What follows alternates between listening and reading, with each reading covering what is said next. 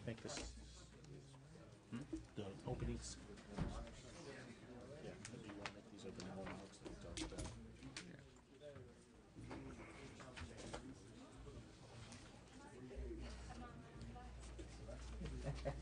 Mr. Nielsen is here.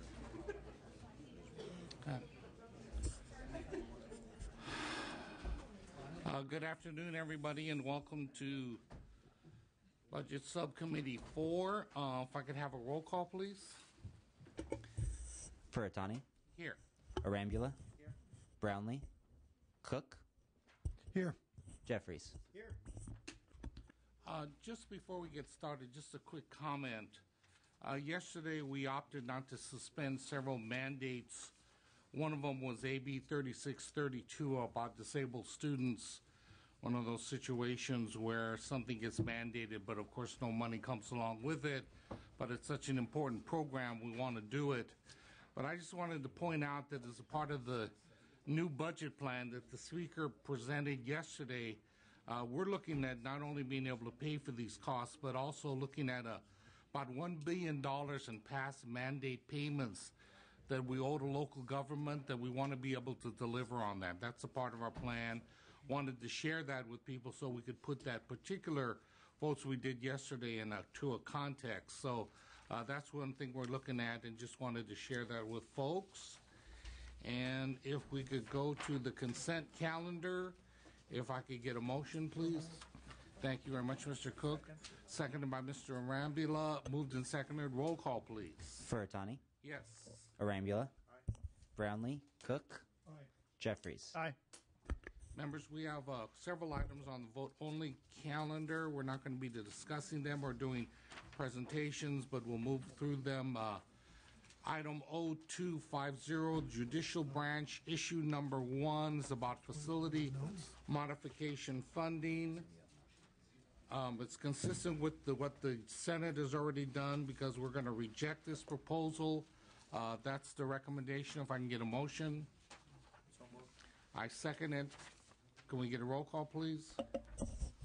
Furutani. Yes. Arambula. Brownlee. Cook. No. Jeffries. Issue number 2, that will be held open. State Court Facilities Trust Fund projects. The recommendation is to approve all 7 of these construction projects. If you remember, we've discussed them in the past and put a little money to make sure it was a sign of good faith. This covers the whole bet. Motion, please. Move approval. Second. Thank you. Moved and seconded. Roll call, please. Furutani. Yes. Arambula. Brownlee. Cook. Aye. Jeffries. Aye. Thank you very much, members. We're going to issue number 3, immediate and critical needs account projects. This is also additional 2 projects. Recommendation is to approve both.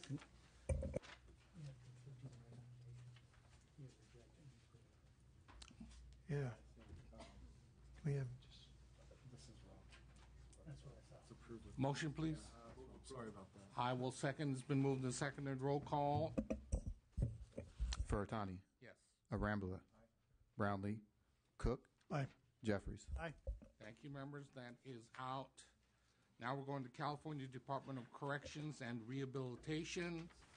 Issue number 1, the mental health program, staffing ratios. It's quite a lengthy piece. Staff recommendation is to conform to the Senate action to provide position authority, but no additional funding. Staff notes that this action results in 172 less positions in the budget year due to the elimination of previously unfunded positions. Mr. Chair, Yes, please. this particular one has 400 positions that have not been filled. It would seem that we ought to just eliminate all of them that haven't been filled. Joe, could you speak to that for us, please?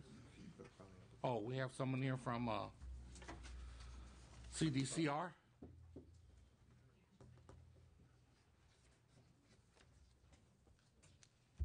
Michael Mayo, Department of Finance.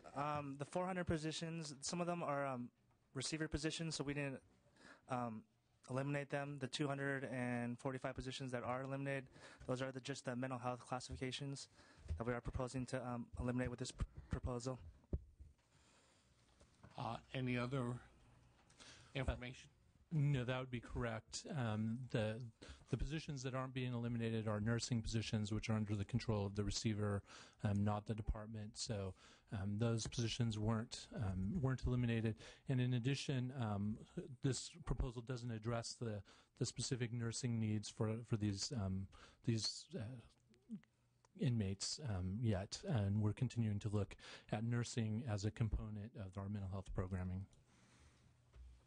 Ms. Sharon Ongst, the Chief Deputy Director of Mental Health, can also answer any questions you may have. Yes, could you help us with this? Certainly.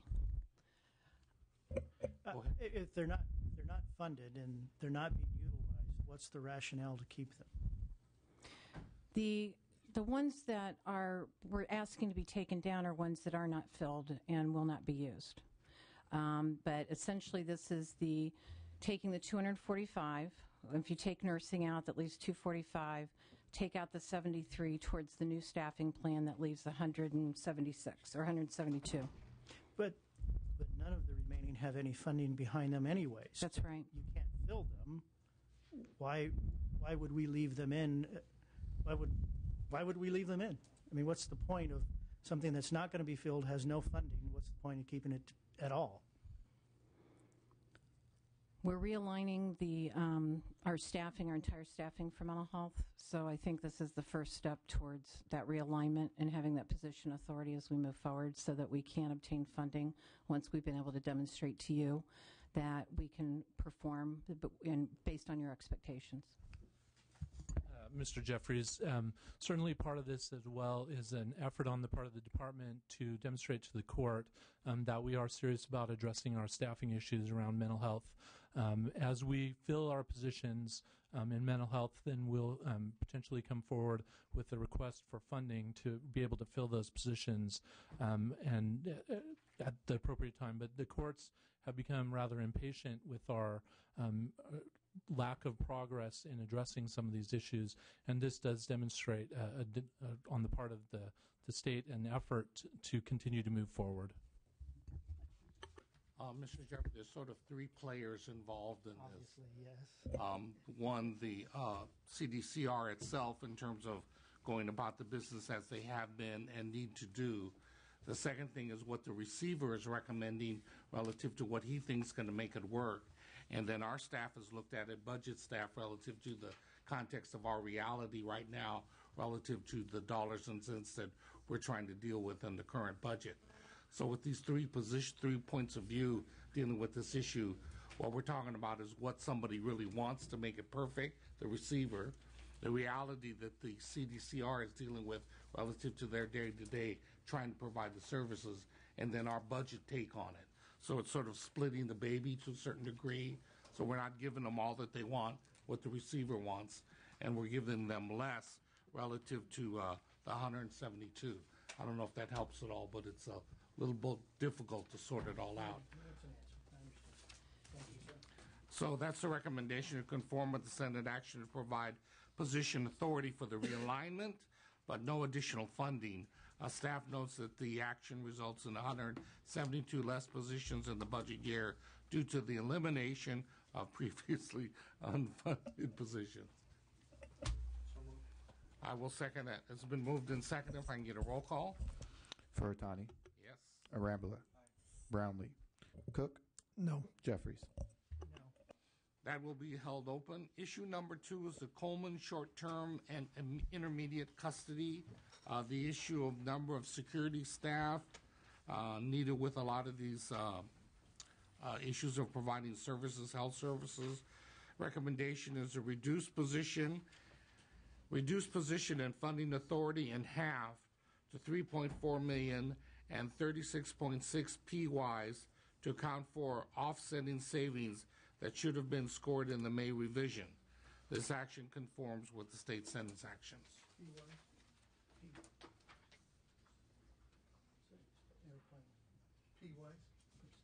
Personnel years. For personnel years, I'm sorry. He does that on purpose. Yeah, yes, he does. Trying to make sure you know what we're talking about, Furutani. I got it. The recommendation. You better move the chairs. Thank you, Mr. Cook. May I get a second, Mr. Ramula? Thank you. Moved and seconded. Roll call, please. Furutani, Yes. Arambula, Brownlee, Cook, Aye. Jeffries. Issue number 3 is Correctional Treatment Center, San Quentin staffing. This relates to Title 22 and 24 regulation mandate. It mandates the minimum staffing levels for licensed facilities to ensure patient safety. The recommendation is reduce the request by $175,000 and 3 positions. That's related also material and stores supervisor and 2 office technicians, because these positions are not directly driven by regulatory requirements. So move. This action also conforms with the Senate. Second, please. Second. Thank you, Mr. Ramula. Moved and seconded. Roll call.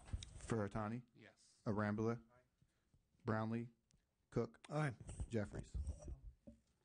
That's out. Thank you. Budget packages and advanced planning. The recommendation is to approve $1 million from AB 900 General Fund Appropriation as recommended by the LAO. This action conforms with the Senate and will provide $2 million of general fund savings in the budget year.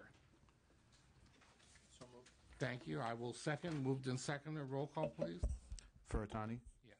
Arambula, Brownlee, Cook, No. Jeffries. No. That will be held open. Issue number 5, minor capital outlay projects. Deals with quite a few projects, minor versus major construction. The LEO is recommending that the funding come from the balance of the $300 million from AB 900 General Fund Appropriation. Recommendation, modify budget language, bill language, to cap the department's capital outlay costs at $600,000 rather than the $800,000 proposed by the administration. Number 2, approve the 6 projects under $600,000 as minor capital outlay projects and use AB 900 General Fund Appropriation as recommended also by the LAO. Number 3, approve the CMC, that stands for, which project is that? California Men's Colony, Level 2 Fence Improvements Project, which is above $600,000 at $682 as a major capital outlay project, and fund the project from the Prison Construction Bond Act of 1988, which has $921,000 remaining in the undesignated balance. These actions conform to the Senate and will save $3.2 million general fund in the budget year. Move approval. Thank you, Mr. Ramulo. Second. Moved and seconded. Roll call, please. Furutani, Yes.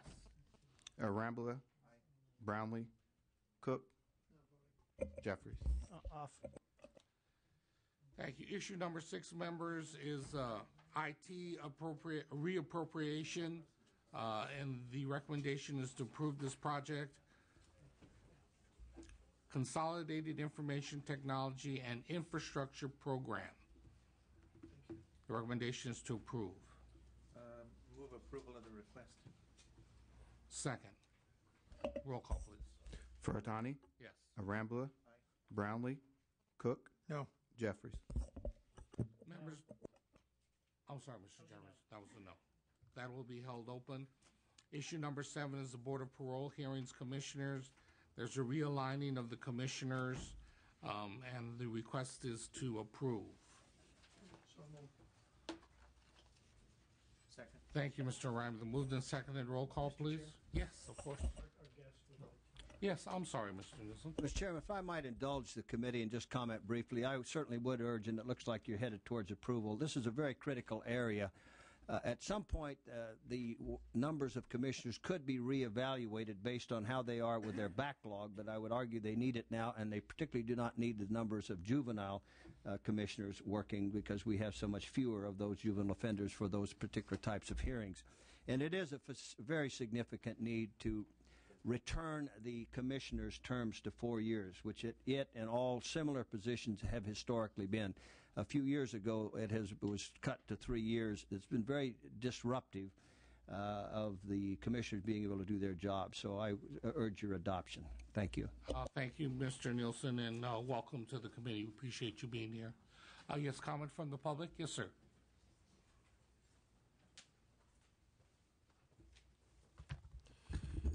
David Warren, Taxpayers for Improving Public Safety. On behalf of our organization, we would oppose the portion of the proposal to change the term of the commissioners. We're very concerned about the fact that if we have 4-year terms, individuals are appointed. The next governor, it doesn't matter who it is, may not have an opportunity to actually nominate people to the Board of Parole hearings if it's a 4-year term. Number two, in such instances, we find individuals who turn out to be incompetent. We have them there for 4 years, as they cannot have their appointments withdrawn. The 3-year term is sufficiently lengthy, especially for the first-timers, in that they have a 1-year period of probation before they come before the Senate Rules Committee for confirmation. Therefore, they in effect will have a 4-year term. Yesterday, this was rejected in the Senate committee, and we believe that this bill should also be rejected. This portion should be rejected unless amended to provide for the 3-year term. Thank you. Yes, Mr. Nielsen. Correct the record. There is a provision for the removal by the governor for cause of a commissioner. Thank you. I would add that this is going to be different from the Senate, so it's going to go to conference committee. So it will be further discussed there. Thank you. Thank you. Members, on that note, that this is different from the Senate, so it's going to go to conference committee and will be further discussed. And thank you, Mr. Nielsen, for your additional information. The recommendation is to approve. Motion, please. So moved. Thank you. Second. Thank you, Mr. Arambula. Moved and seconded. Roll call, please. Furtani? Yes. Arambula? Brownlee? Cook? Aye. Jeffries? Aye. Thank you very much. We are now going to go to item 5225, still on the vote only calendar, the CDCR healthcare issues. Issue number 1, healthcare information management. It's the healthcare information management system that we're looking at. This deals with the issue of inmate records and making sure that they travel from place to place relative to with the inmate. Oftentimes it gets lost, has to be remade. So the recommendation is to approve. Second. Thank you. Moved and seconded. Roll call, please. Furtani? Yes. Arambula? Brownlee? Cook? Aye. Jeffries? No. That's out. Issue number 2 is medication management staffing. This deals with the issue of a lot of our posts are being currently filled by the registry, and it's generating a lot of overtime. So hopefully this approach will stabilize it, and we could get these things done by having our registered nurses and LVNs and certified nursing assistants deal with it on a regular basis. So the recommendation is to approve. Second. Moved and seconded. Roll call vote, please. Furtani? Yes. Arambula? Brownlee? Cook? Aye. Jeffries? No. That's out. We have nursing relief factor, issue number 3. These resources are proposed to match the current level of training and leave requirements with the existing relief coverage. Currently, relief is being filled by the registry and overtime. Needless to say, charges and costs is pretty significant, but we're going to try to do this again with our existing staff. Recommendation is to approve. Second. Moved and seconded. Roll call, please. Furtani? Yes. Arambula? Brownlee? Cook? Aye. Jeffries? No. Issue number 4, medical services contract-based funding. A lot of increase relative to our medical costs as inmates have been increasingly referred outside the prison medical program to outside vendors, I guess is a word to use. And this would, the recommendation is to reduce the budget year and ongoing augmentation by 20%. That's $41.8 million. Immediate steps should be taken to reduce the high number of inmate medical appointments every month, which average approximately 3 per inmate per month. So it's quite expensive, and there needs to be look a good solid look at how to make sure that we deal with this realistically. That's the recommendation. Can I So get a moved. motion?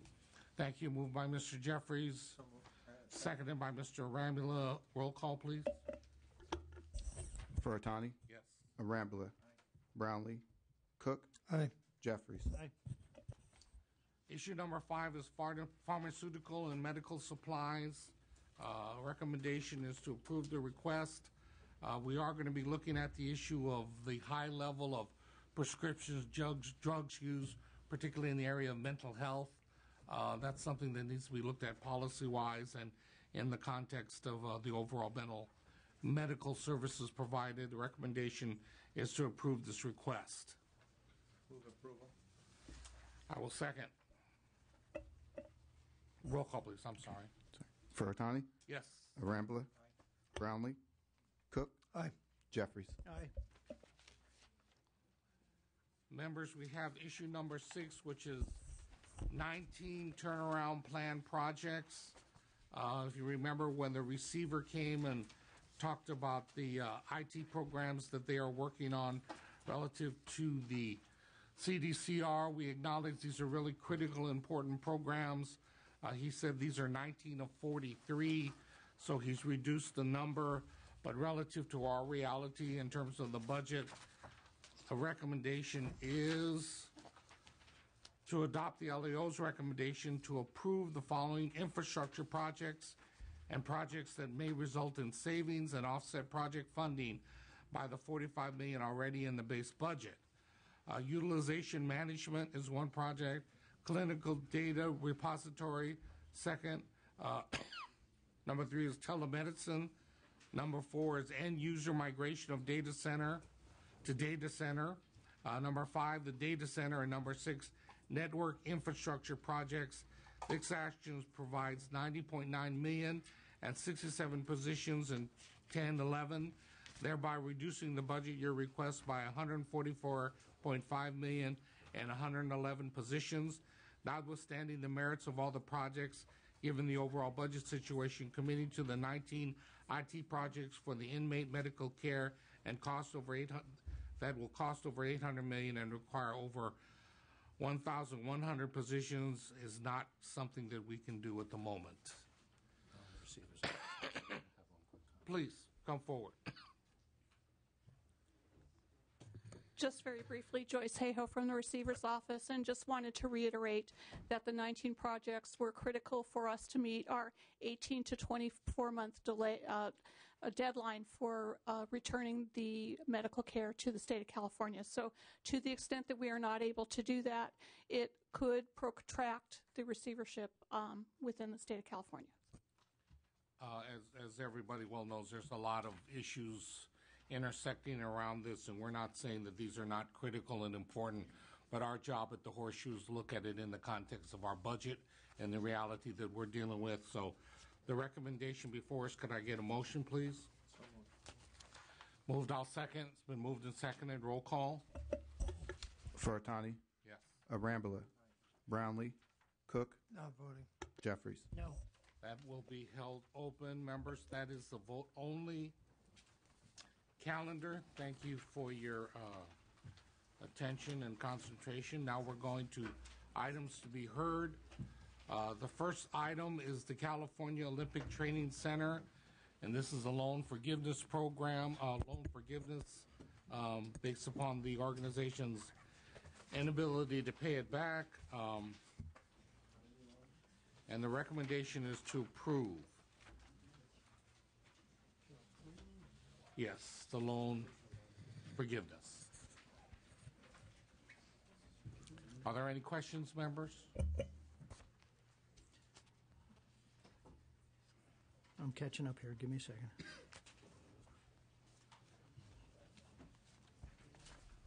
Did this go through a policy committee at all, this issue?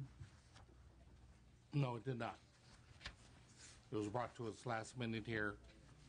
The Senate has already done. This is to conform with the Senate. I will move this item if I can get a second. Second. Thank you very much. Been moved and seconded. Roll call, please. Furutani. Yes. Arambula. Brownlee, Cook, Jeffries. I'm off for the moment. We will hold that open. Members, we're now going to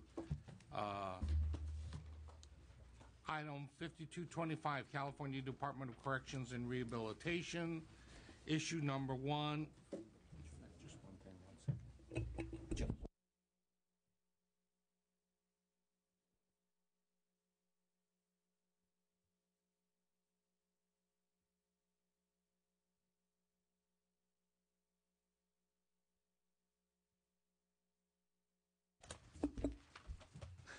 Thank you.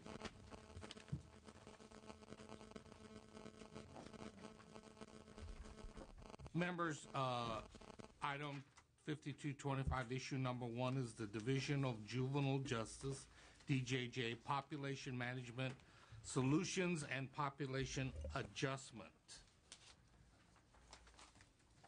Good afternoon. Please present.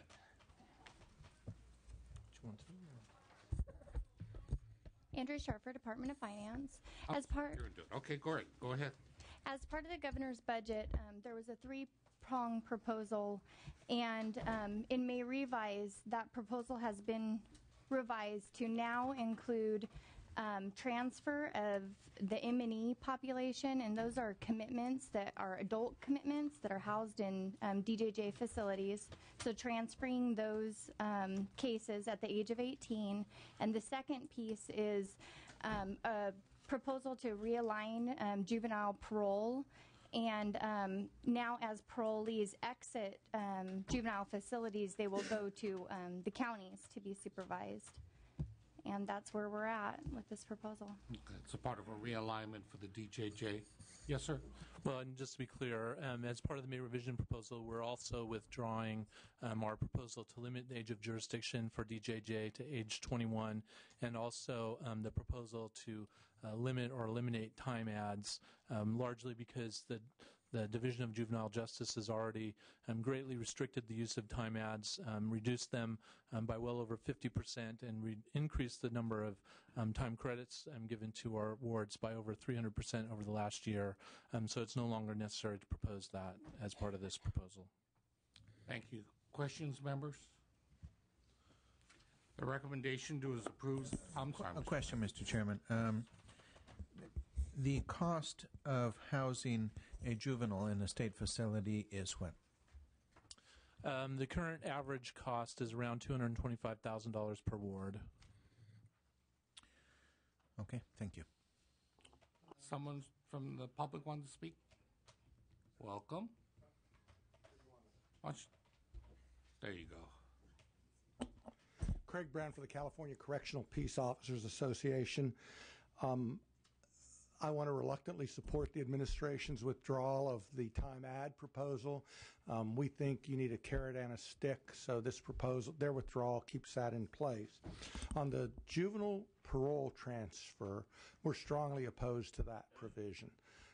Under that proposal, that juvenile parole is excessively expensive. It costs $22,000 per ward or per parolee per year. That's ridiculous. The problem, however, is not the cost of supervision, it's overhead. This division has approximately 160 people budgeted, of which about a third carry cases. The rest is overhead. They have regional offices. God knows why they need regional offices at this stage, as small as their population is. Their population is smaller than 2 units of CDCR parole, 2 units, which often are located in one office. Yet they have a headquarters, regions. This proposal is going to cost you a lot more money than simply merging juvenile parole into the adult system. Let them sit with the adult. Let's still have a juvenile parole officer still supervising juveniles, but have him or her sit in the adult parole office, be supervised by the adult parole overhead, and you can provide a fine parole program for $7,000 or $8,000 a year under those conditions, saving far more money than this proposal does, getting rid of excess overhead, people who don't serve wards or parolees, and keep a program that ensures continuity of treatment so that when a ward leaves the institution, he or she has a parole agent who knows what's going on with the case, is prepared to help them transition in the community. It's simply the problem is too much overhead, and that's what you need to eliminate here. Keep the function.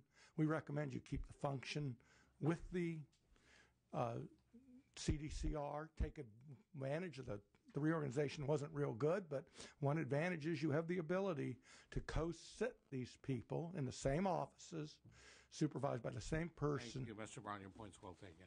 Thank you. Yes, welcome.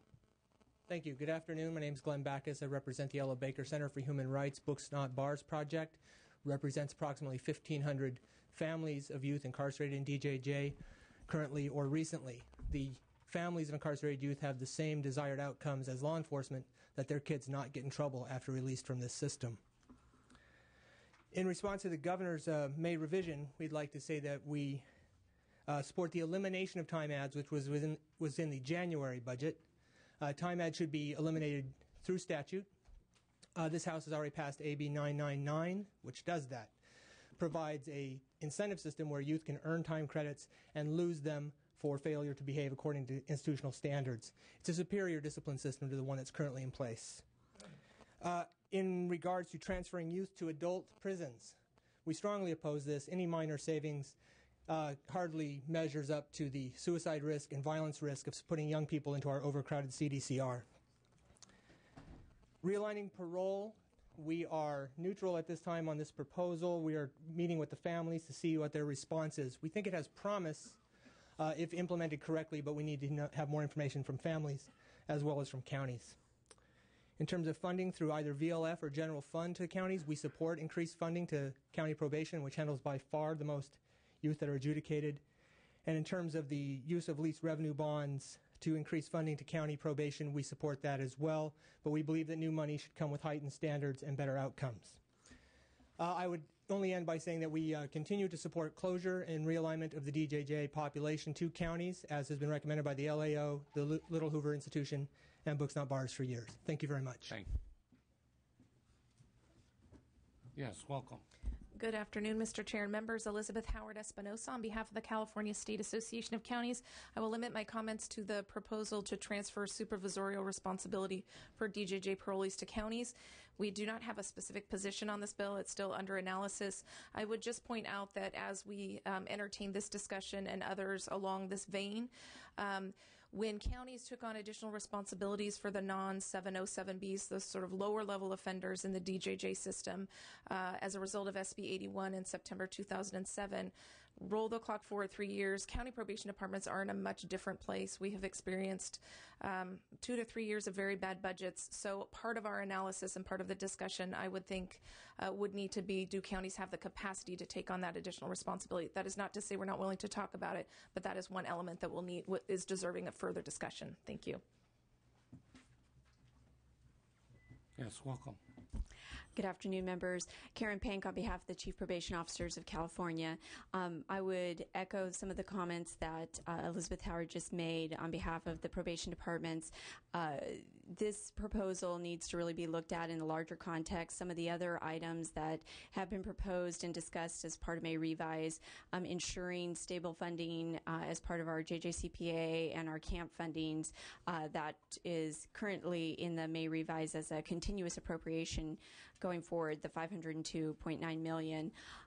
Those things are going to be an important part of the discussion, as well as the facilities, the $300 million in facility construction for juveniles, which I believe is later on in your agenda.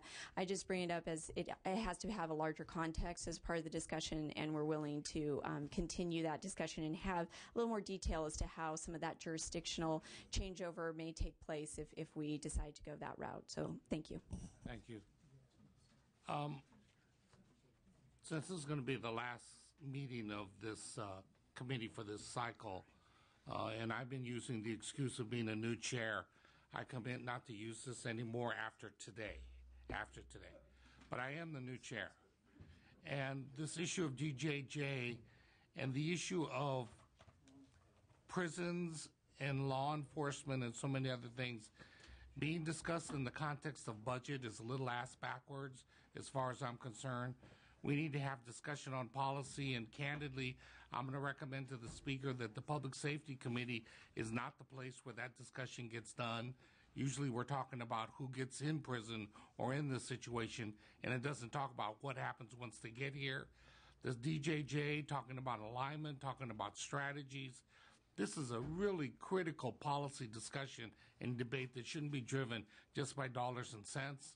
And I recognize that, and that's going to be my recommendation as we move forward with this committee, that we really look at these things from the standpoint of the individuals we're trying to serve and work with, look at it from the standpoint of those people that are providing the services and the critical role that they play. So there's many pieces of these puzzles. This is not an attempt to apologize or to evade anything. We're going to make some tough decisions on the dollars and cents today. Questions of policy, some are going to go to conference committee and we'll further discuss them there. But I commit, if I stay chair of this committee, we're really going to look at this stuff driven by policy and what makes sense relative to dealing with these individuals, both that are going to go into incarceration and the good people that provide the services once they're there. This has got to be done from the policy standpoint, not dollars and cents. So we'll get there. I ask for your indulgence relative to today. We're going to make some tough decisions. Some of you are going to agree. Some of you are going to disagree. This is not the end of this discussion, believe me. And another reality everybody well knows is we have a third player in this that ultimately may make the final decisions as we go down the road relative to the court. So I'm sorry, sir, didn't see you standing there. Welcome. Your comments, please. Fine. Thank you, Mr. Chair and members of the committee. My name is Jim Frayne. I represent the State Coalition of Probation Organizations, Orange and Sacramento County Deputy Sheriffs, and Anaheim Police Association. We've been working with some of the staff of the governor's office on this proposal. However, here in Sacramento, with the Sac County budget reduction, they're going to reduce and take away 272 probation officers, which means there won't be a probation officer on the street. This proposal of $15,000 for everybody that's sent from parole to local government, one of the things that hasn't been discussed is the medical cost to local government. Most of the prisoners that are released have been exposed, 85% of them, just to hepatitis. Who's going to pay that bill? According to the Leno bill, it would be Medicare. However, it takes a year to qualify for Medicare. Who's going to pay for that year of the incarceration or in the hospital of those members that are ill? Additionally, risk management is very important. These parolees are being being let go. Risk management is very important, mental, physical, and vocational. They've cut $250 million from the Department of Corrections for rehabilitation. How is county government ever going to finance that on $15,000? Risk management is being done, I hope, but it's supposed to be nonviolent, non-sexual prisoners. If that's true, we don't know. We'll keep talking with the governor's staff, but these are serious questions for local government, which now is to the bone as far as probation and what's coming with police officers. We'd appreciate your consideration on those items. Thank you. Thank you for your comments, sir. The recommendation is to approve the May revised population management proposal and population caseload adjustment. However, to reduce the population caseload adjustment by an additional $9.2 million. Can I get a motion for that recommendation, please? Thank you. It's been moved and thank you very much, Ms. Brownlee. Welcome. Moved and seconded. Roll call, please. Furutani? Yes. Arambula? Brownlee? Cook? No. Jeffries? Off. Thank you. I think that's out. Issue number 2, adult population adjustment. This is an issue related to dealing with the changes in the adult institutions and parole populations. The recommendation, members, is to conform to Senate actions outlined above, and we'll talk about those. Let me have the presentation. Yeah, Justin Howard, Department of Finance. The Governor's May revision includes various adjustments to the California Department of Corrections rehabilitation budgets for changes to their population, both on the adult institutions as well as on parole. The adjustments deal with activating or deactivating various beds due to the decline in population. And we respectfully request approval of our proposal. We are supportive, we do understand the fiscal situation that the state is in, and while we have concerns with some of the actions in here, specifically the $50 million, what we consider to be an unallocated cut, we do recognize the rationale behind it, and we will strive to try to do our best to achieve that additional savings in the next year. We do have some additional concerns that we do want to note about the out-of-state proposal, but I'll turn that over to my colleague, and he will talk to those concerns.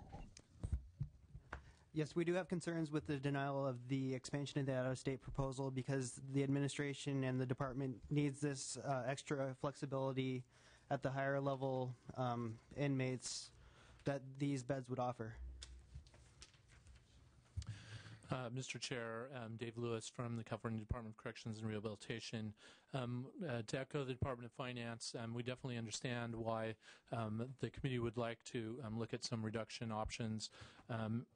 We have a special concern about the out-of-state denial of the out-of-state expansion, given the three-judge panel litigation that continues to go forward and continuing overcrowding conditions in our institutions. We've been able to shut down a number of bad beds, so-called bad beds in gyms and day rooms over the last few years because we have been able to send inmates out of state without the ability to continue to expand that program. It limits our ability to continue to take some of those bad beds down. We understand the $50 million and will obviously continue to strive to make population reductions wherever possible in order to meet that, and we'll continue to work with the Department of Finance, the LEO, and all the stakeholders about population reductions, but without further some sort of further proposals that could reduce population, it may be very difficult for the department actually to achieve that $50 million. As far as the reduction to the STARC staffing, we will continue to work with the Department of Finance. This was the STARC proposal that was included in POP was done in a very short period of time, and we will make an adjustment in the fall population that likely will bring it down to at least this level, so we do not have any concern about that proposal. Questions from members? Public comment? Mr. Brown? Craig Brown for the California Correctional Peace Officers Association. We support the staff recommendation to not expand the private beds. This is simply a proposal to export jobs to Missouri, Mississippi, Oklahoma, and Arizona. Given the declines in population, we believe there's plenty of room to accommodate this expansion, and therefore we support the staff recommendation on this item.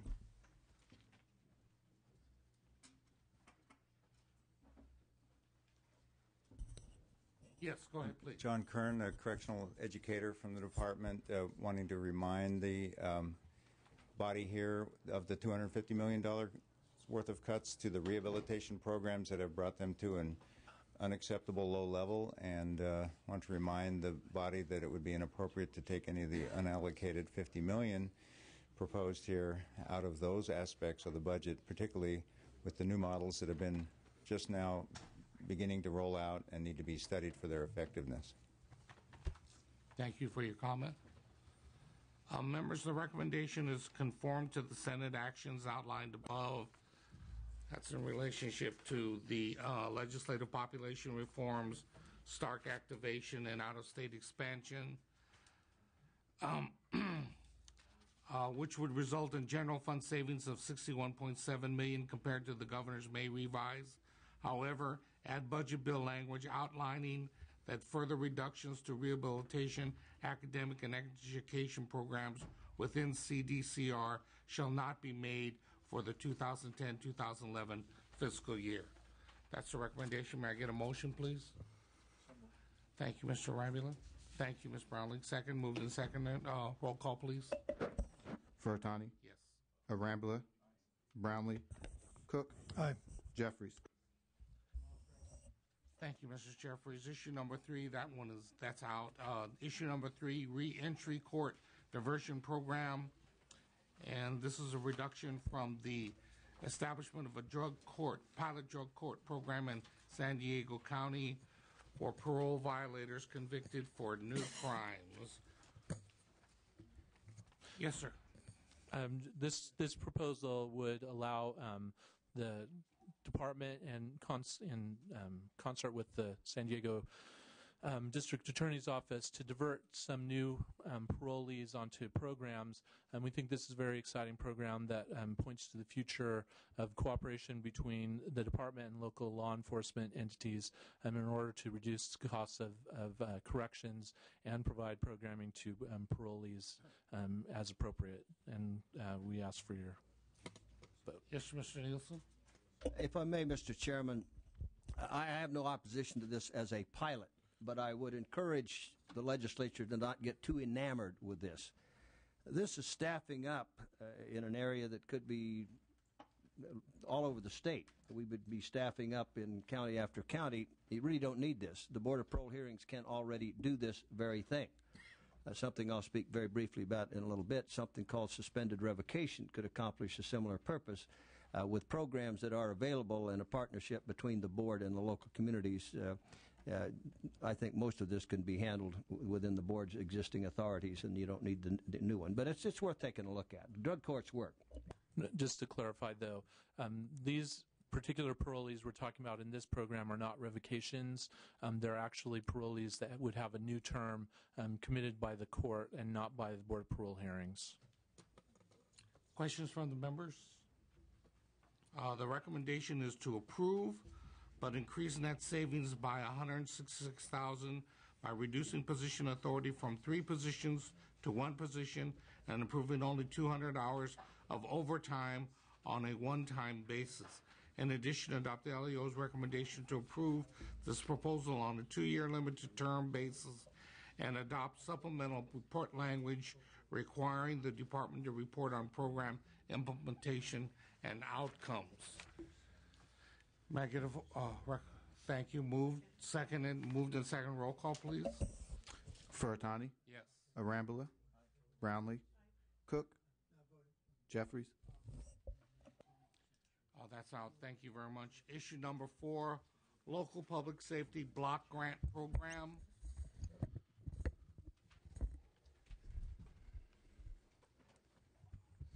Please go ahead. Yeah, Justin Howard, Department of Finance. The administration is proposing the Local Public Safety Block Grant Program, which would have offenders who are convicted of terms of 3 years or less, have them serve their term in county jails. Many of those offenders would serve anywhere between 1 and 1.5 years or 12 to 18 months based upon credits that these inmates would be able to earn. We have recognized the fact that by having these inmates on a prospective basis, by the way, serve their term in county jails, that it would add additional costs to the county system. As such, we're proposing block grants to the counties based upon savings generated at the state level. The way that the language is currently drafted, and it's still going through revisions, but half of the savings would be shared with the locals to offset any costs that they would thereby incur. We do recognize the fact that many local jails are overcrowded already or have capacity issues. Our belief is that by providing these block grants, this would allow them to use other methods of dealing with their population, especially the lower level population. So when looking at the criminal justice continuum of offenders from the lowest level to the most serious, we recognize that some of the very low people, misdemeanor type offenders, may be getting pushed out. As such, this funding could be used at the local level to provide alternative custodies, GPS monitoring, drug courts, other types of programs at the local level, evidence-based programs. Our proposal also includes the reversal of the administration's fall proposal, which was to have offenders serve 366 days in the local facility. That proposal, we did not provide block grants, but we are now backing off that proposal and submitting this one in its place. Members, any questions, comments? Mr. Chair, Yes. Paul Golozewski with the Legislative Analyst's Office. We have although we kind of agree with the general concept of this proposal, we have several concerns. We have a handout that could walk you through more detail our concerns, or I can summarize them briefly for you. Some of the concerns that we've identified with the governor's proposal to require that certain offenders spend time in county jail instead of state prison. First, we're concerned about the impact on the jails. Under the administration's proposal,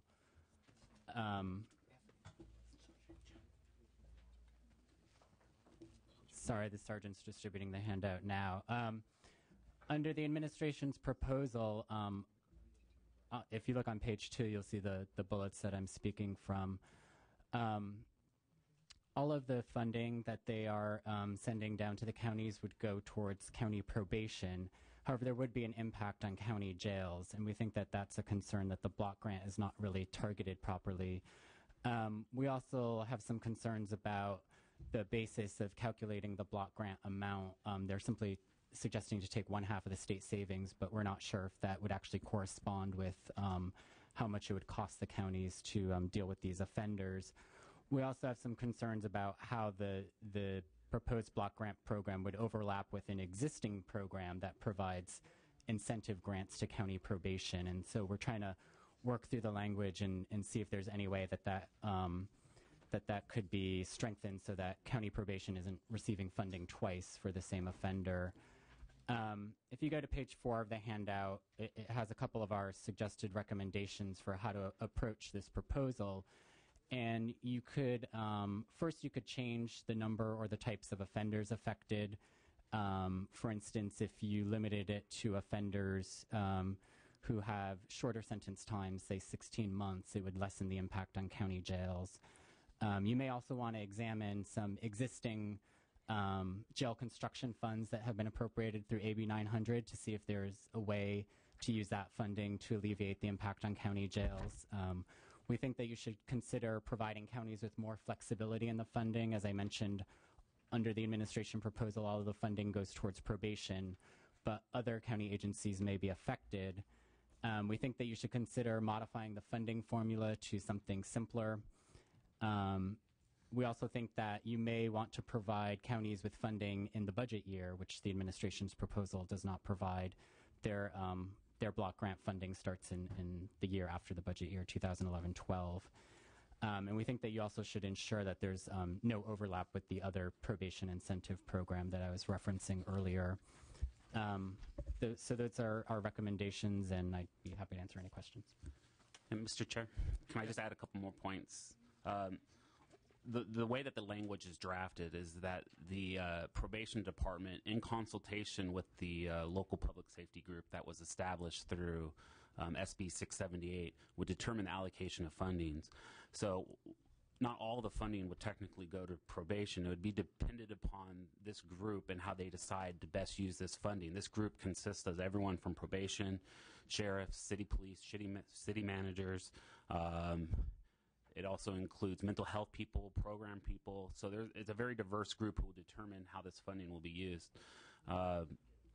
Also, it should be noted that this proposal is just part of our overall proposal from the administration to also provide $502 million in ongoing general fund support for local public safety programs.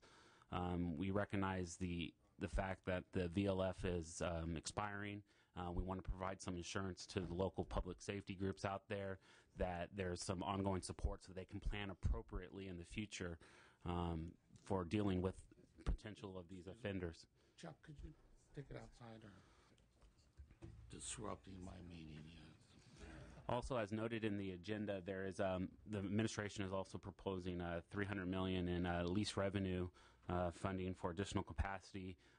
That is mainly due to the juvenile implementation of the shifting the low-level juvenile offenders to the locals.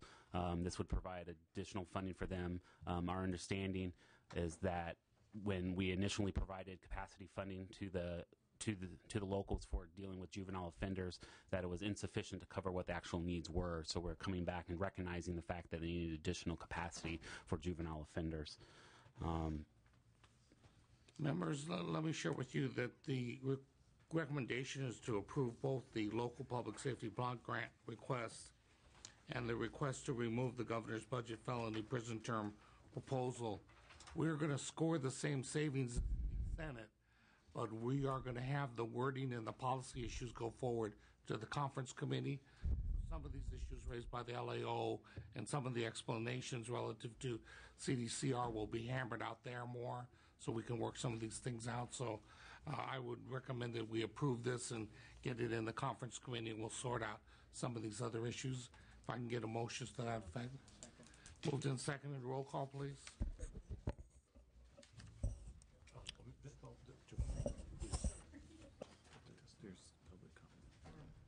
Do I have public comment?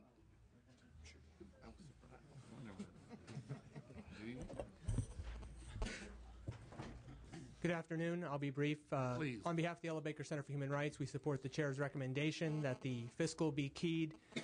We, however, also have concerns with the population management questions that are brought up by the proposal. We do not support realignment of population so much as we support sentencing reform. And we will work with our colleagues in law enforcement and other colleagues to develop a proposal on the policy piece to share with your committee. Thank you. Thank you very much. Welcome. Julian DeVos of the Urban Counties Caucus. We sent a letter late yesterday with the Regional Council of Rural Counties identifying some of the serious concerns we have with the proposal. While we appreciate that the administration is willing to give counties some reimbursement, we just do not think that goes far enough. It is a cost shift to counties. It only covers 30% of what we're paid now for the average daily jail rate. The medical costs aren't included in that rate, which we think could be significant to counties.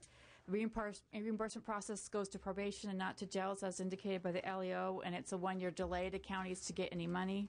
And we have serious capacity issues, especially in urban counties where we're at court-imposed caps or self-imposed caps, and we're not sure what we're going to do if we have to keep those prisoners for 3 years and what that's going to do to the other people in our jails. We want to work with the administration and the legislature on this proposal, but we appreciate the recommendation to go to conference to continue this conversation. Thank you. Thank you for coming. Welcome. Good afternoon. John Lovell with the California Police Chiefs Association. First of all, we would echo the comments of the chair that what's going on here is that public safety decisions are being made on a fiscal basis, which is always a dangerous path to go down.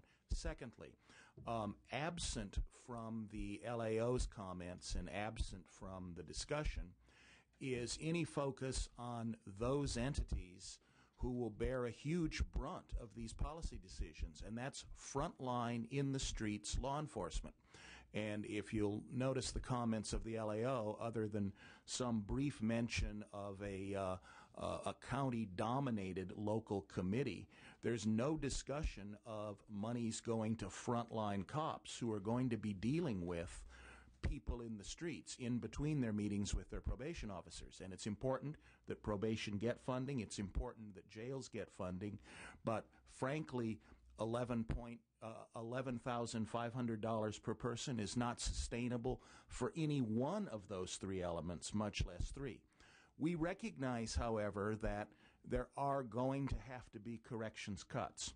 And the Police Chiefs Association has been working with LA County Sheriff Lee Baca and a number of rank and file groups in trying to develop an alternative proposal that will yield the same savings to the state, but won't put a public safety burden on local communities. Because make no mistake, if you are sending 10 to 15,000 people from the state level down to county jails, 10 to 15,000 people will be coming out of those county jails. And it's always misleadingly comforting to say, well, those are just low-level people coming out of county jail.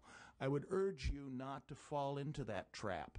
In our own family, 2 members of our family, of my family, were murdered in what is still today LA's worst mass murder by 2 low-level offenders. So approach this with caution, ladies and gentlemen. Thank you, sir. Yes, welcome. Good afternoon, Mr. Chair, members. Elizabeth Howard Espinosa on behalf of the California State Association of Counties. In the interest of time, I'll just make two brief points. Counties, too, are concerned about the potential mismatch between the revenues that are being proposed, which we appreciate for purposes of mitigation, but the revenues that are being proposed to come to counties and the scope of the responsibility that we will be assuming in taking on a state prison population.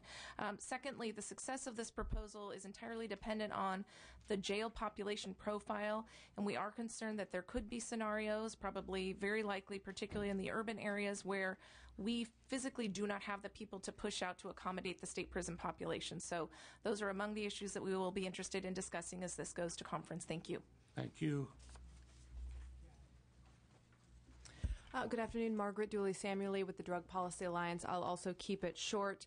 The Drug Policy Alliance supports the block grant. We support in concept the proposal of which recognizes that we have too many people in state prison for too long, and that we should reserve prison space for to address more serious offenses.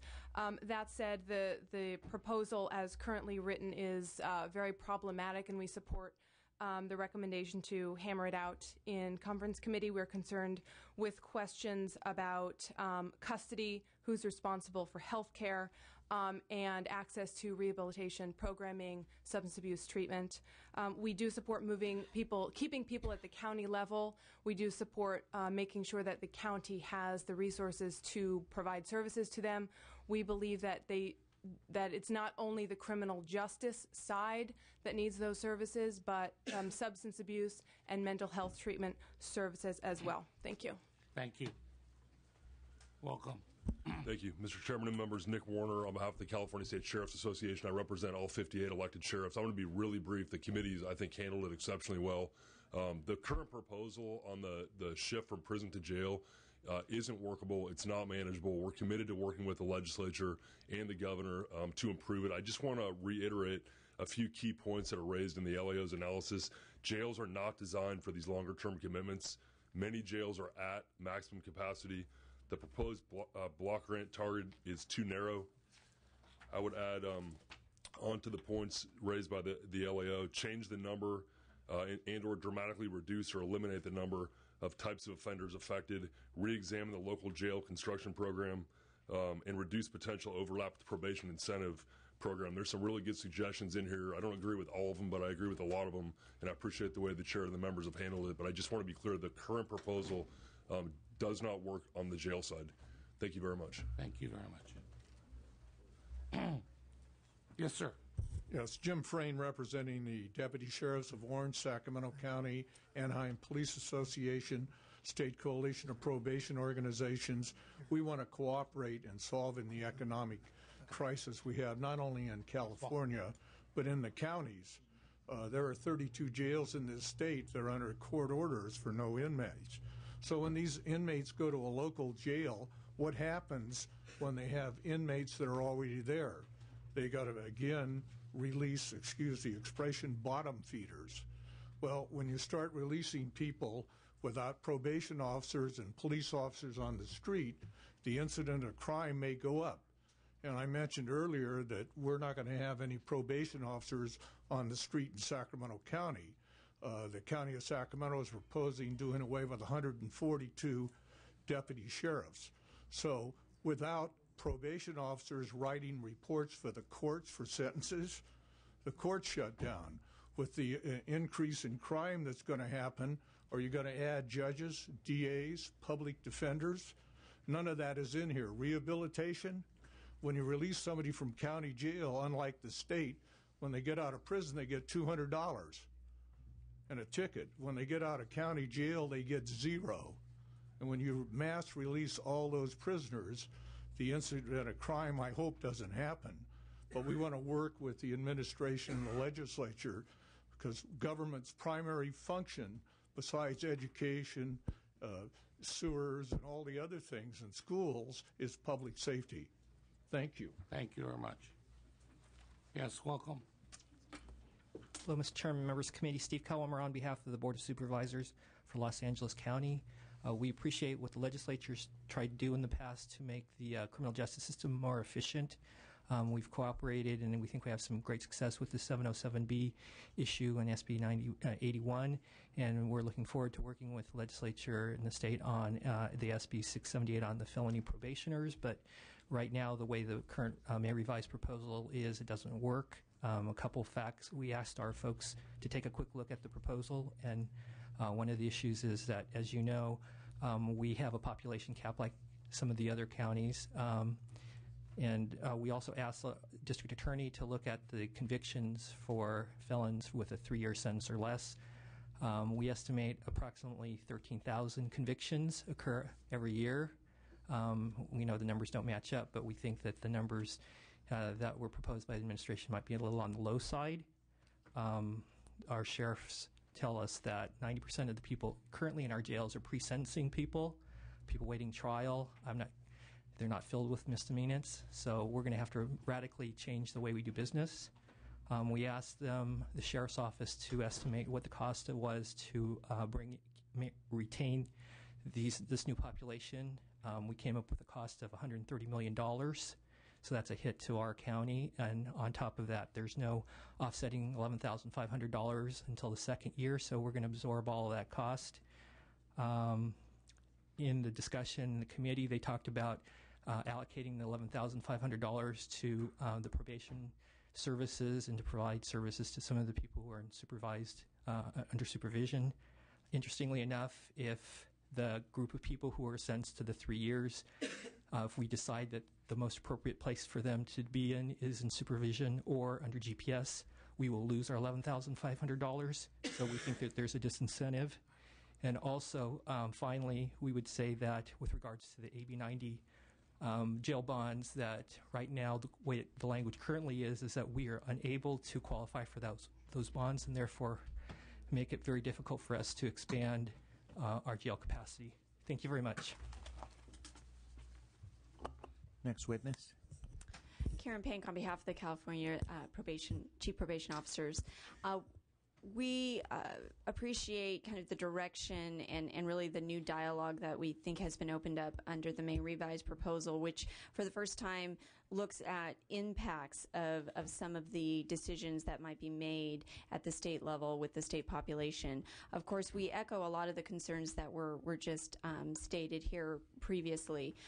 One of the things that we would urge you as we move forward in the discussion in conference committee, and we do support the subcommittee's recommendation to do so, is to build on the potential success of SB 678. That bill was passed last year by the legislature on a overwhelmingly bipartisan support to look at how can we improve public safety within our communities of those who are on felony probation currently and therefore not reoffend and go on to state prison, which is a much more expensive discussion for the state. But to do so in the preventative manner, not necessarily shutting the door after certain crimes have taken place. So we look forward to having those conversations, protecting some of that, I think, advancement that was made on a policy basis last year, and working with the legislature and the administration. Thank you. Next witness. Good afternoon. Pamela Gibbs for the Los Angeles County Office of Education. Thank you for the opportunity. We are grateful that some of the issues relating to Prop 98 and the other shifts under the Division of Juvenile Justice issues have already been discussed, and that some of those issues will be heard in the conference committee, so we appreciate that. We just ask that the committee also consider other issues, other impacts upon county offices. We also educate not only incarcerated youth, but also those who are probation referred. So when you talk about issues such as shifting the parolees down to probation level, I don't know what that means for us. We don't have an official position, but we don't know how we continue to educate those wards who are then supposed to be educated in the community day schools, or how that even operates. We would ask that in that situation where Prop 98 savings occur, that those dollars follow those youth so that we can continue to provide education services. As we know, education reduces recidivism. Thank you. So your position is concerned. Good afternoon. Ignacio Hernandez on behalf of the California Attorneys for Criminal Justice, Statewide Association of Criminal Defense Attorneys. We do have some issues and concerns about the shift of those felons who have a 1623 sentence down to local. Look forward to discussing that as it goes forward in conference. We want to also make sure that this proposal does not become a substitute for looking at adjustments to current penalties. For example, we've been trying to adjust petty theft threshold from its current $400 level, which was set in 1982. We've been trying to bump that up to $950 for inflation. Of course, that's the threshold between someone going to county jail versus state prison. And that's something that we could score, I think, $50 million in savings out of the gate without some of these other corollaries. So we don't want this proposal to become a substitute for looking at some adjustments that have merit. So look forward to discussing as it goes forward. Yes, Assemblymember Nielsen. Mr. Chairman, I would like to echo the comments of our Chairman Furutani a bit ago. I know you've heard me in debate caution this honorable body, whenever you deal with sentencing legislation or parole policies, you better be very thorough and extraordinarily careful. These have vast long-term consequences. And what we're dealing with here with this proposal, many others, particularly egregiously the non-revocable parole, is a push in state government because its own plight in the prisons to shift what are now state responsibility inmates and state responsibility parolees to become the responsibility of local government without the capability of handling it. Even with the funding as proposed here, this is one of those quantum shifts. And I'd submit that this, move it along would be fine, but I don't think this complex and as grave a proposal can even be ironed out in conference committee. And I intend to ask the Speaker and the pro tem to impanel a select few members who know these issues or have concerns, including local government people, law enforcement-oriented members, to sit down as we did last year on the workers' compensation federal stimulus and negotiate something, and then bring it to the conference committee. The consequences are too great to be dealt with in that very rapid fire pace of a conference committee. So that will be my suggestion.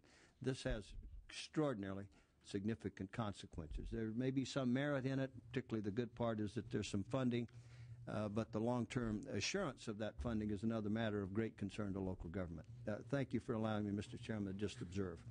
And Assemblymember Nielsen, I hope your suggestion is acted upon favorably, and I trust that you would be included in that group, in that working group, to come up with some recommendations, given your expertise and experience in this area. Any other member wish to comment on this item or ask questions? Yes, additional comments?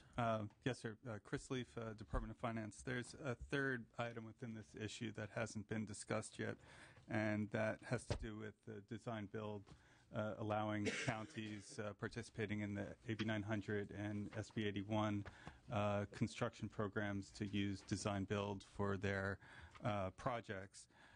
This morning, the Senate took an action to adopt the administration's proposal with a slight change to limit the extension of the sunset to only these two programs.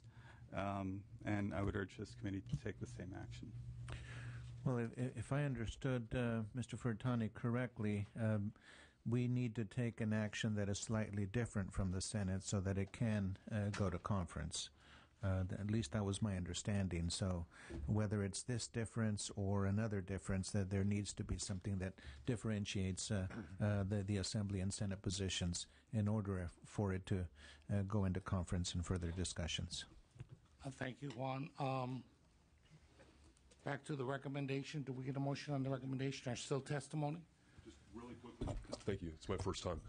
Nick Warner, State Sheriff Association. Just on the AB 900 point. Show them how to use that, please. Just an opinion on behalf of the sheriffs. I don't think this particular, what I consider a technical item on the sunset extension for SB 81 and 900 needs to be or should be wrapped up in the larger context. It's frankly mechanical for those counties that already have been given conditional awards to essentially put shovels in the ground on those projects. So we'd respectfully request that the committee extricate that item from the larger discussion. and take the conforming action to the Senate. Thank you very much.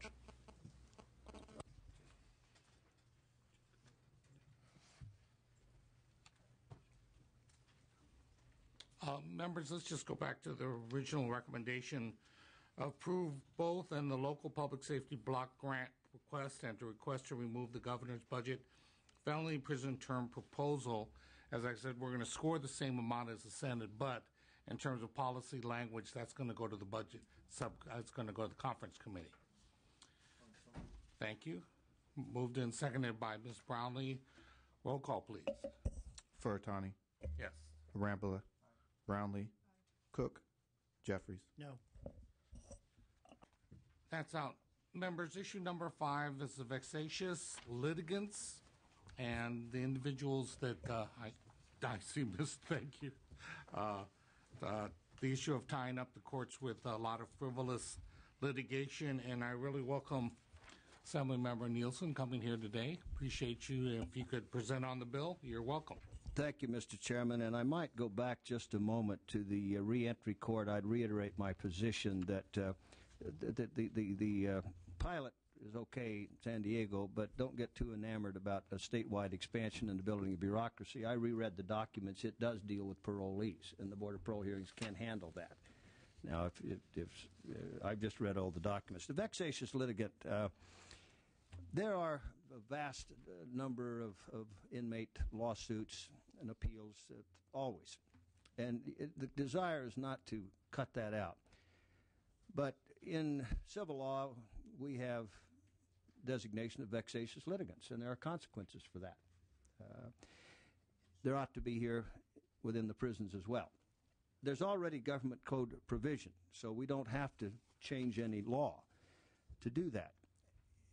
I am just suggesting some language, and we have submitted for consideration that it makes a finding about the frivolous lawsuit and appeals, and that the department should assign sufficient staff from existing resources to focus on this.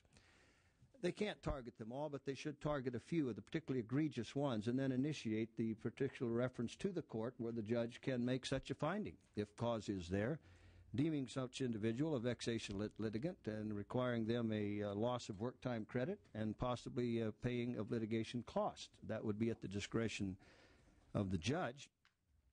And you don't have to invoke many of these designations of vexatious litigants until you're going to make some at least pause a little bit before they continually file these actions. There are inmates who, in a manner of terms, make their living by writing these writs.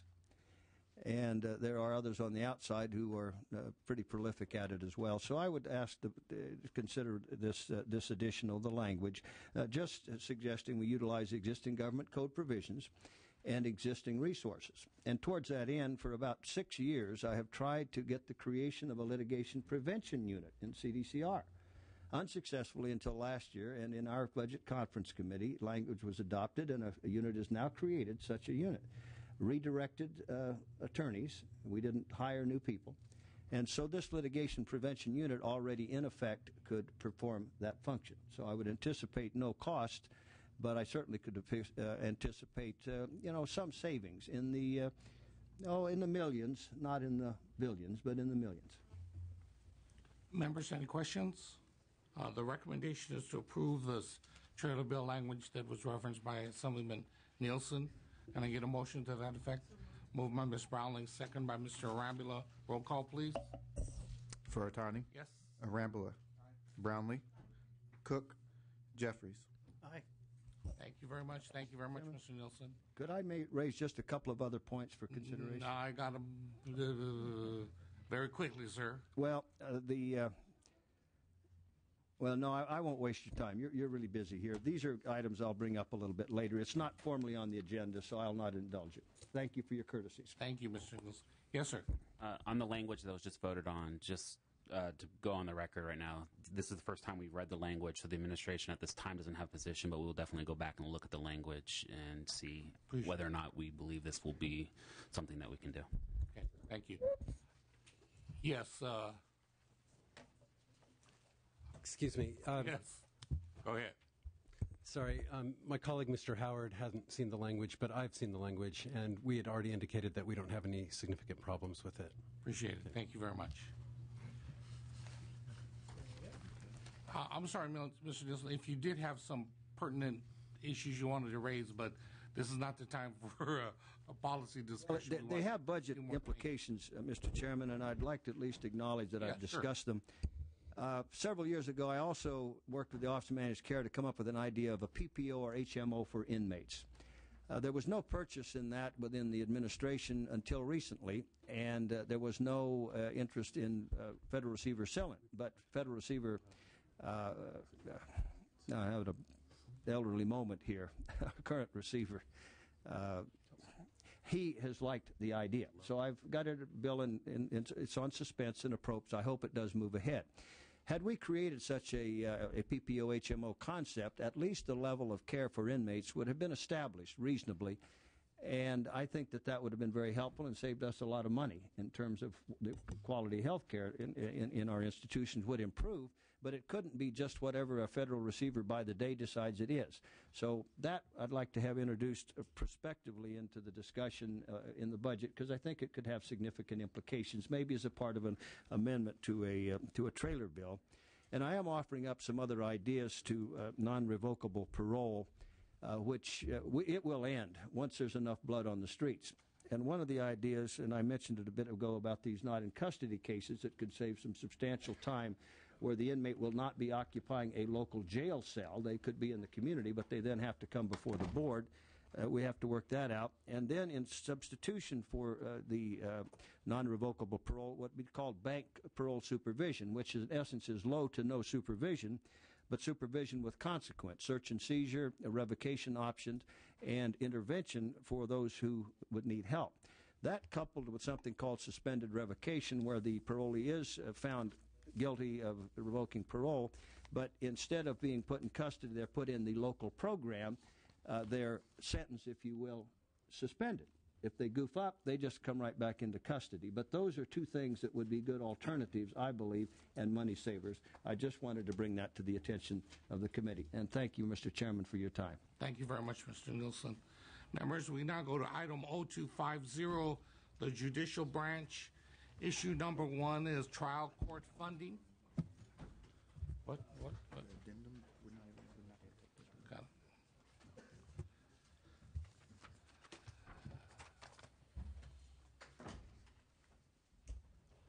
Members, the Administrative Office of the Courts has worked with legislative staff and other stakeholders to develop a plan that would fund California trial courts at a level sufficient to operate full-time and prevent further layoffs of court employees. And we have that before you. Yes, welcome. How are you, sir? Very good. Thank you, sir. Go ahead, please. Thank you very much. As the chair has indicated, we have worked over the period of the last 10 months with a variety of our justice system partners, judges, court employees, employee organizations, trade organizations, and various segments of the bar to try to put together a plan that would allow the courts to fully open during the next year to ensure that the public has timely access to their courts and to try to put an end to the increasing delay in both business, critical family law litigation matters, foster care issues, as well as increasing delay in our criminal cases at this time. So this would restore the ability to operate with the cooperation of the bar, who are supporting a variety of some permanent and some temporary fee increases over the period of the next 3 years. The same thing for court security fund transfers out of the court construction fund that will not result in the delay or elimination of any of the critical 41 projects that this body has previously authorized under the Court Construction Act in the process. And so we would urge your support. You've heard some of this information previously, and we've had follow-up meetings with the tremendous help of the legislative staff on these issues, both in the Assembly and the Senate, as well as the participation of various members in the legislature trying to bring this package together in a way that will work with a high degree of confidence for the next year to support the trial courts and provide an improved foundation for 11 and 12 that we know will be another difficult year, but it will, we think, at least make it a more manageable problem as we work with the legislature at that time on those issues. So we really appreciate the cooperation of the legislature and the executive branch of the Department of Finance, the governor's office, as well as the all of our justice system partners who have participated in this effort. And if I understand correctly, you guys are off to the Gulf of Mexico to deal with the oil leak and resolve that issue down there as well, and then off to North and South Korea. And I really want to thank you for the yeoman work that everybody did on all quarters to put together a very multifaceted solution. And I know there'll be some details needed to be worked out as we go down the road, but really appreciate when people really find that there's a common interest involved and all work to achieve that goal. Thank you. But any other questions, members? We have speakers from the audience. Mr. Berg, welcome. Thank you, Mr. Chairman, members of the committee. Cliff Berg here on behalf of the California Association of Collectors. California Association of Collectors represents the state's over 400 private collection agencies, small and medium-sized businesses that represent the business community in collecting legal financial obligations in our court system. We are not part of this agreement. We are opposed to the part of this agreement or this proposal that increases filing fees in our courts. And we would like to bring it to the committee's attention. The analysis does not reflect the fact that last year, budget trailer bill increased filing fees in our court system. 2009 and 2008, legislation was passed, SB 1407 by Senator Parada, that increased filing fees in our court system, ostensibly for the purpose of courthouse construction and courthouse maintenance. This is the third time in 3 years that we hear from the courts that they need to increase civil filing fees. The net effect of this proposal is a tax on the business community and denies access to the courts, to the business community for the opportunity to collect financial obligations owed to businesses by debtors. We would urge opposition to that part of the proposal. We cannot continually increase fees time after time after time that in effect become a tax on the business community for access to the courts.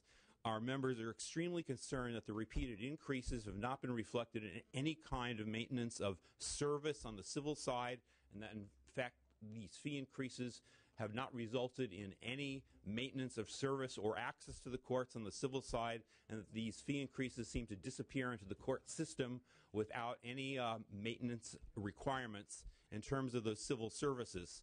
So respectfully, we have to register our opposition at this time to the proposed civil filing fee increase. Thank you. Thank you. Yes. Good afternoon, Mr. Chair, members. Elizabeth Howard Espinosa on behalf of CSAC, the Association of Counties. We do not have a position on the court's package. I would just indicate to you we have been before the committee previously this year in a joint effort on the collection of court-ordered debt. So recognizing that there is ongoing interaction between revenue collected and shared between courts and counties, we have not had an opportunity to see the language to carry out the court's package, so I simply wanted to reserve our right, once we have an opportunity to see the language, to identify any technical concerns or corrections that may emerge after that analysis. The courts have provided us with the information that they can, but simply wanted to indicate that we'll have an interest in looking at the language and provide any feedback once we have that chance. Thank you. Thank you. Yes, welcome. Michelle Castro, the Service Employees International Union. We support the proposal here.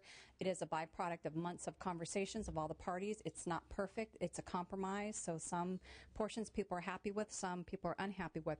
But what this will do will end the court closures and the furloughs and things that have had devastating impacts to the public and employees. We think this is a good compromise and urge your support. Thank you. Thank you.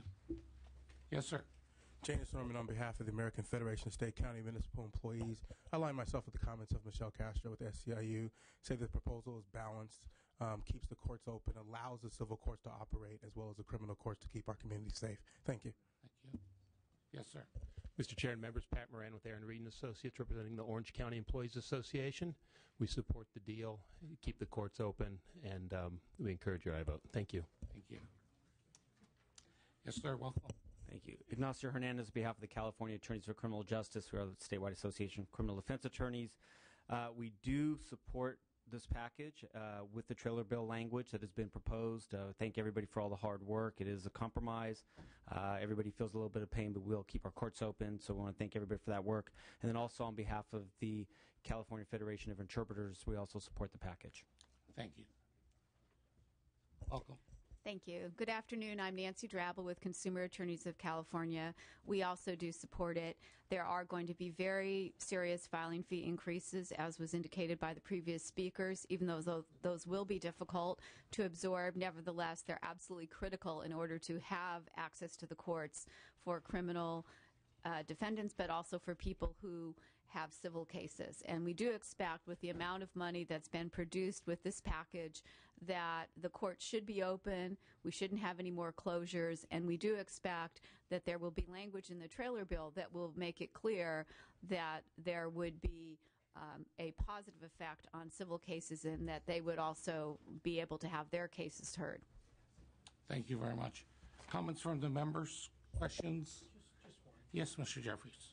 There is a provision that states there's going to be a $40 per citation fee on automatic traffic enforcement. Can someone elaborate what exactly that is? Mr. Jeffries, what is envisioned by that right now would be a fee directly that the vendor, the red light camera vendor, would pay for every citation that gets referred to the court that the court has to process. So this is really a workload mitigation measure for red light citations now that are the thousands that are processed by the court for which there's no funding for those. And this would seem terribly odd to ask, but is that legal to do in California, to have a per ticket fee that the vendor pays?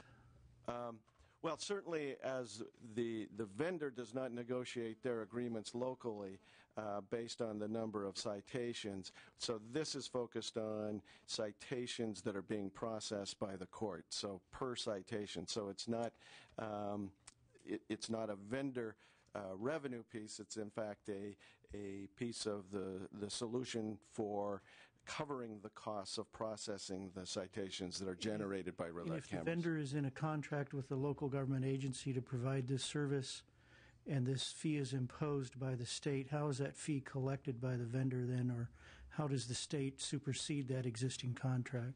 Well, I think certainly now, as we will work through the trailer bill language on that, the question will be whether that would be prospective on new contracts or whether existing contracts would have to be amended to cover that fee. And so that'll be done in conference committee? Is that trailer language? Trailer language? Trailer bill language now. That's right. And also, Mr. Jeffries, as I understand it, the $40 fee that we're talking about isn't necessarily all on the vendor. That's going to be worked out in trailer bill language. That'll be interesting. Yes, it will be. Is there public comment? Yes, please come forward.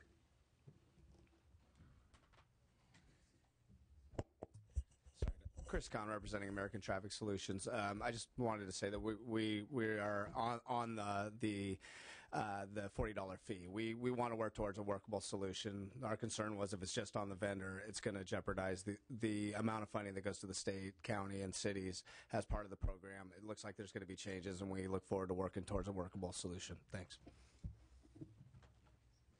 Yes, sir. Ray Sardo, we represent Redflex, which is another one of the vendors. I would echo Mr. Kahn's comments. We were initially prepared to testify when the $40 fee was being applied wholly to the vendor, and just to point out that it was a bad deal for the state because it would cause, just based on the data we have, which I'm happy to share with the committee, would cause the abandonment of red light programs across the state. Right now, the state's getting approximately $200 per citation, and if these red light camera programs are wiped out, we lose about 700,000 citations based on our estimates. So we're trying to, gain an illusory $40, and in doing so, the state loses $200, and that would have been the point I would make. But understanding that some the language is being looked at in a more looser way, that would just conclude with that. Thank you. Yes, the trailer bill language is going to look at that issue. It's not to be assumed that automatically the $40 is going to be wholly on the vendor. And in terms of looking at this issue, as we have with these new citations, which on one hand generates funds based upon the fine, but on the other hand has to be processed. And that takes people power and all these other things. So all of this is being worked out, and we appreciate the comments by everybody. We understand this is a major compromise. A lot of different people have come to the table to work things out. As I said, there's other things in the trailer language that will be resolved as well. But the recommendation, members, is to approve this proposal, and it conforms with the Senate actions. Moved by Ms. Brownlee, second by Mr. Arambula. Roll call, please. Furutani. Yes. Arambula. Brownlee. Cook. Jeffries. No.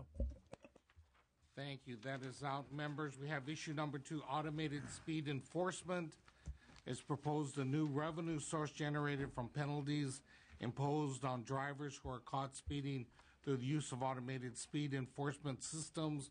There's been considerable controversy raised and concerns, so the recommendation is to reject this request. However, given the state's fiscal condition, the subcommittee should reduce the general fund backfill by $25 million relative to this issue. Questions from the members? 25 is what I have, sir. Any other questions, comments? Yes. This is consistent with the intent is to conform with the Senate action. I'll move it second, please. Moved by Ms. Brownlee, thank you. Seconded by Mr. Arambula. Roll call vote. Furutani. Yes. Arambula. Brownlee. Cook. Jeffries. No. Thank you. That's out. Issue number 3, court transcript uniformity. This is a proposal to provide uniformity, increase the transcript fee for court reporter transcripts, something that we've been trying to do for a while. And the recommendation. Yeah, let's move this. The recommendation to is to approve the proposed trailer bill language, which does that. You folks want to speak? Even though we're getting ready to rock and roll here? Go ahead. Mr. Furutani, on this issue on transcript, this has been a long-ranging issue. Janice Norman with the American Federation of State, County, Municipal Employees represent court reporters in Northern and Central California. We've been working on this issue for a while. It's been presented to the legislature on numerous occasions. We think that it's appropriate for the conversation regarding uniformity and the cost of transcripts to continue. We appreciate the work of your staff to allow us to put together a piece in which we can work with the stakeholders as this measure goes to conference on it so that it doesn't get lost in the wind. Yes, please. Nancy Drabble on behalf of Consumer Attorneys of California, and I've also been authorized to speak on behalf of the Civil Defense Council, which doesn't happen very often. We are actually very much opposed to this. Unfortunately, this only came up a couple weeks ago.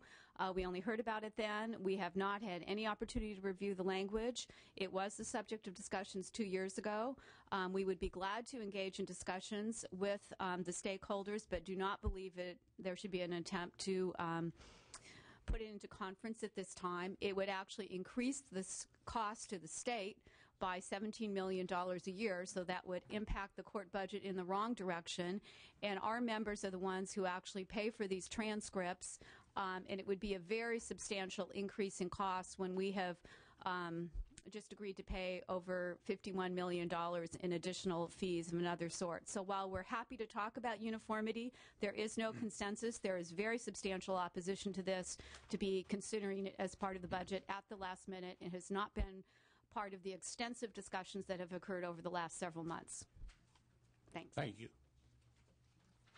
Michelle Castro, the Service Employees International Union. We represent court reporters in over 32 counties, most of which are women. The profession is probably about 97% comprised of women. We appreciate the actions here to move this discussion forward so that we can continue the conversations with all the parties, especially since there is a need for uniformity and there has not been an adjustment in the transcript charge in almost 20 years. So we appreciate the actions today. Thank you. Members, this is going to move forward to the conference committee, so it's going to be further discussed. Any other comments? Yes, sir.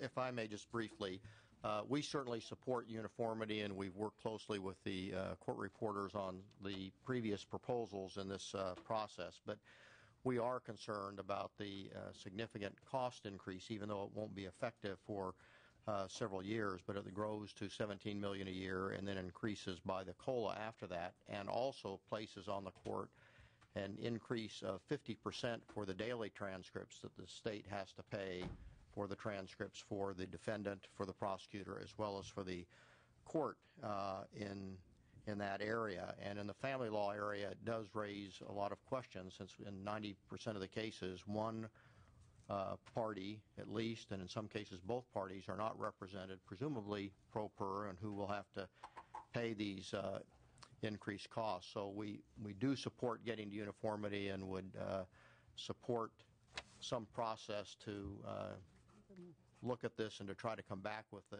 workable proposals. But at this time, because of the cost issues, we do not support this matter. Thank you. Thank you very much, members. We're recommending to approve so it can go to the conference committee for further discussion. Moved and seconded. I'll second it. Roll call, please. Furutani? Yes. Arambula? Brownlee? Just to go to conference committee? Not voting. Cook and Jeffries? No. Okay, this is, I guess it didn't pass, right? Okay, it didn't pass. That's fine. This is the last item. Members, thank you very much. Appreciate it. Thank you very much, Mr. Do we have any open items? Joe? Yeah. I was just caught off guard by the last testimony, so I didn't want to. I can vote still, but I just wanted to. I was completely caught off guard.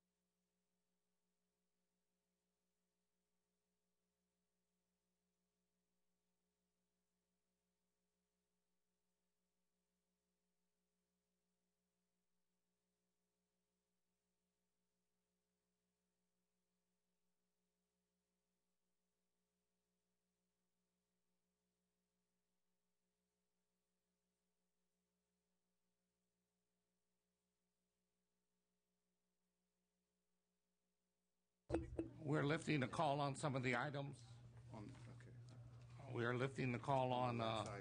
We're lifting the call on the last item. That's under the judicial branch, item 0250, the court transcript uniformity.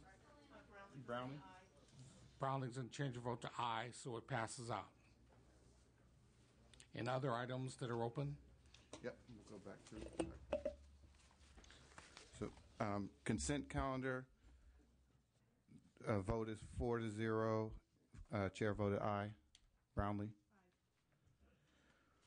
First issue, vote only, judicial branch facility modification. Motion was to reject. Chair voted aye. Brownlee? Second issue, State Court Facility Trust Fund projects. Motions to approve. Chair voted aye. Brownlee. Next issue, immediate and critical needs account projects. Motion was to approve. Chair voted aye. Brownlee. CDCR, issue 1, mental health staffing. Motion was to take staff recommendation. Chair voted aye. Brownlee. Issue 2, Coleman custody. Motion was staff recommendation. Chair voted aye. Brownlee. Issue 3, CTC San Quentin. Motion was to take staff recommendation. Chair voted aye. Brownlee. Issue 4, budget packages and advanced planning. Motion was staff recommendation. Chair voted aye. Brownlee. Issue 5, minor capital outlay projects. Motion was staff recommendation. Chair voted aye. Brownlee. Issue 6, CTIP reappropriation. Motion was to approve.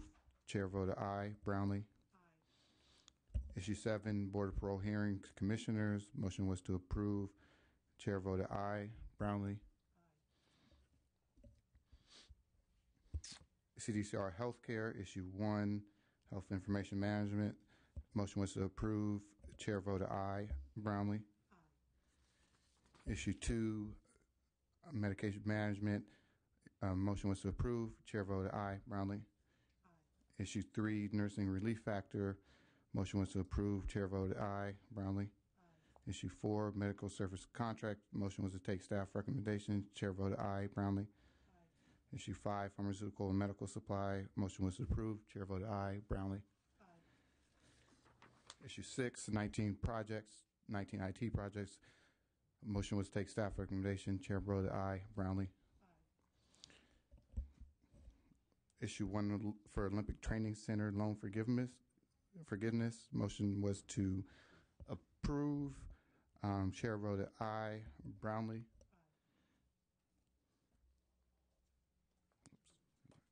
CDCR, Issue 1, DJJ Population Management.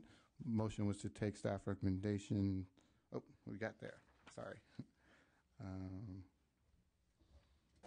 I think you're good. Members, before we leave real quickly, I wanted to thank Adam Donjo for his excellent service to the committee. I apologize for doing this, Adam, after everybody left. But he is going to be sitting on the other side of the table, so we won't treat him so nicely anymore, but he's going to the OCIO, right? Correct. So we're going to have someone that really knows that part of the business well. So we thank you very much for your service and wish you well and look forward to seeing you on the other side of the testimony table. Thanks, Adam. Thank you very much, members. You're not going to No slack. Meeting adjourned. Thank you very much.